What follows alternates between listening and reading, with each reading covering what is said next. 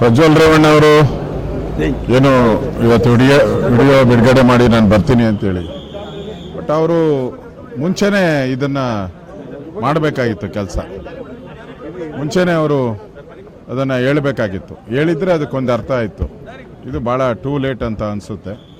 ಇಷ್ಟಾದ್ರೂ ಕೂಡ ಈಗಲಾದರೂ ಹೇಳಿದಾರಲ್ಲ, ಬೇಗ ಬಂದು ಅಟೆಂಡ್ ಆಗಿ, ಕಾನೂನಿಗಿಂತ ದೊಡ್ಡವ್ರು ಯಾರೂ ಇಲ್ಲ, ಕಾನೂನು ಪ್ರಕಾರ ಮಾಡಬೇಕು. ಷಡ್ಯಂತ್ರ ಮಾಡಿದರೆ ಕೋರ್ಟ್ ಮುಖಾಂತರ ಎಲ್ಲರಿಗೂ ಕಣ್ಣು ಕಾಣಿಸ್ತಾ ಇದೆ. ಷಡ್ಯಂತ್ರ ಮಾಡಿರೋದು ನಿಜ. ಯಾಕಂದರೆ ಯಾರು ಈ ಪೆನ್ ಡ್ರೈವ್ಗಳನ್ನು ಹಂಚಿದ್ದಾರೆ, ಇದುವರೆಗೂ ಅವ್ರನ್ನ ಅರೆಸ್ಟ್ ಮಾಡಿಲ್ಲ. ಕೋರ್ಟ್ ಬೇಲೂ ಕೊಟ್ಟಿಲ್ಲ ಅವ್ರಿಗೆ. ಹೊಡೆದಿದ್ರು ಕೂಡ ಅವ್ರನ್ನ ಅರೆಸ್ಟ್ ಮಾಡಿಲ್ಲ ಅಂದರೆ ಇದು ಷಡ್ಯಂತ್ರ ಎಲ್ಲ ಸ್ಪಷ್ಟವಾಗಿ ಕಾಣ್ತಾ ಇದೆ.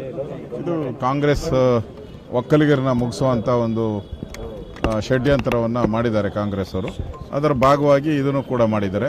ಪ್ರಜ್ವಲ್ ರೇವಣ್ಣ ತಪ್ಪು ಮಾಡಿದ್ದಾರೆ, ಅವ್ರ ಮೇಲೆ ಕ್ರಮ ಆಗಬೇಕು. BJP ನಿಲುವು ಅಷ್ಟೇ.